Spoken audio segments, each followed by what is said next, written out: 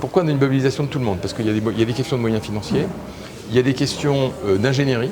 C'est compliqué parce que mettre aux normes une école, un lycée, un collège, ça suppose souvent de déménager les élèves, de trouver des solutions alternatives pendant la durée des travaux fortement parasismiques, c'est des travaux compliqués qui demandent une maîtrise d'ouvrage ou une technicité, une forte technicité.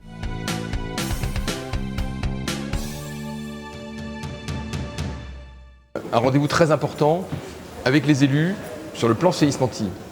Juste un chiffre pour que vous ayez les éléments en tête. On a encore 58% des écoliers à mettre en sécurité. 58%. C'est-à-dire qu'à contrario, il n'y a qu'aujourd'hui que 42% des élèves qui sont dans des bâtiments à normes parasismiques. Voilà. Donc il y a un énorme enjeu. C'est des moyens importants. C'est du travail avec les collectivités. Voilà. Donc c'est tout ça dont on va débattre ce matin. Donc, l'enjeu, c'est à la fois d'abord sur le bâti scolaire, hein, les écoles, les collèges et les lycées. C'est aussi un enjeu sur le logement social, la mise aux normes des logements sociaux.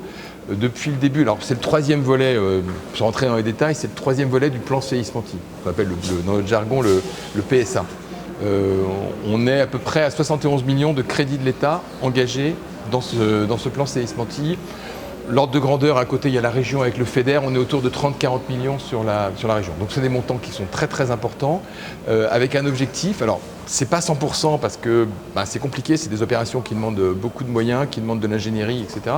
Donc on est aujourd'hui sur un objectif d'avoir 54% des élèves qui seraient d'ici 2 ans dans des écoles, dans des lycées, dans des collèges, effectivement sécurisés sur le plan sismique. Le plan séisme anti est important dans notre territoire puisque le risque séisme est un risque prégnant, est un risque fort. Les Guadeloupéens ont en mémoire des séismes qui ont marqué le territoire, qui ont marqué le pays. Il s'agit aujourd'hui pour nous de poursuivre.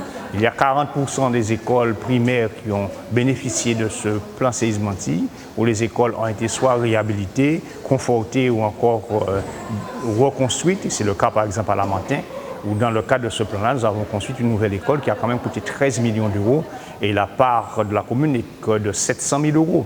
Donc, ce qui veut dire que le dispositif fonctionne et sans ce dispositif, il aurait été impossible pour la commune de Lamentin de pouvoir mettre en sécurité les enfants qui habitent le secteur de Castel, de Vincent, de Caféière, de Boisbert, etc.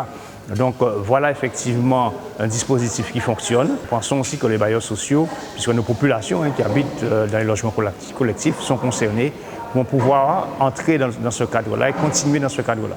Donc j'étais à Paris dans une réunion au ministère des Outre-mer où la volonté de l'État de poursuivre et de continuer à accompagner les collectivités et les bailleurs sociaux est clairement affichée, donc il faut que nous y allions. Je suis aujourd'hui à cette information sur les risques majeurs, puisque c'est important en tant que maire de connaître les différents risques qui sur son territoire.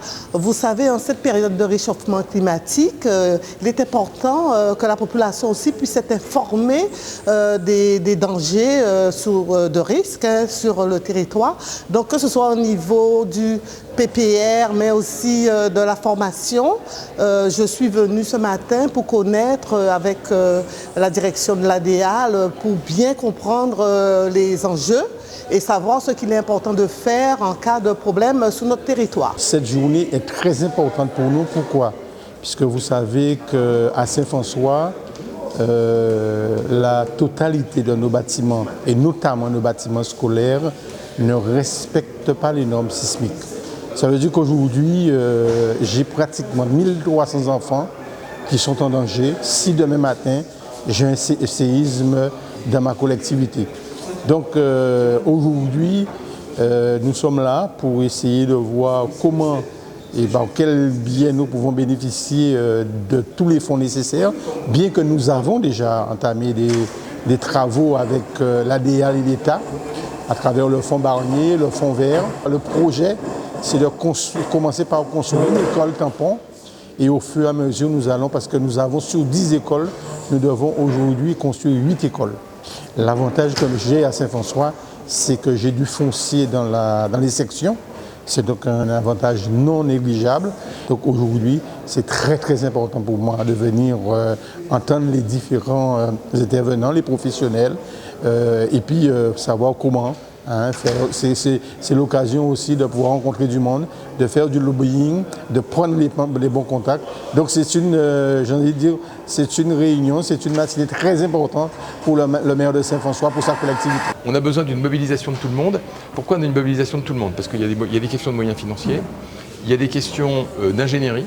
C'est compliqué parce que mettre aux normes une école, un lycée, un collège, ça suppose souvent de déménager les élèves, de trouver des solutions alternatives pendant la durée des travaux fortement parasismiques, c'est des travaux compliqués qui demandent une maîtrise d'ouvrage ou une technicité, une forte technicité, etc. Voilà, donc tout ça, ça demande effectivement qu'on fasse le point. Là, ce qu'on va faire ce matin, c'est qu'on va faire le point sur les travaux qui ont été déjà réalisés, sur la mobilisation des uns et des autres. On a constitué ce qu'on appelle une task force. Alors, pour avancer, avec la préfecture, les services de l'État, avec la région et avec l'Agence française de développement. Voilà, une équipe effectivement pour venir appuyer les collectivités, notamment les communes, dans la conduite et dans l'élaboration de ces projets. Cette année, rien que sur le primaire, sur les écoles primaires, on a déjà engagé 14 millions. Bainbridge, c'est un autre projet qui est notamment parce qu'il est inscrit dans le contrat de convergence et de transformation. Hein, donc c'est des moyens très très importants. C'est une très très grosse opération, Bainbridge. Bainbridge, je crois que c'est 2500 ou 3000 élèves. Enfin, c'est un très gros établissement du second degré. C'est pas du tout la même ampleur que quand on traite une école où il y a 200 ou 300 élèves. Voilà. Mais il ne faut pas oublier tous les aspects du plan séisme anti qui sont à la fois la partie secondaire, collège et lycée, la partie primaire avec les écoles et puis le logement social.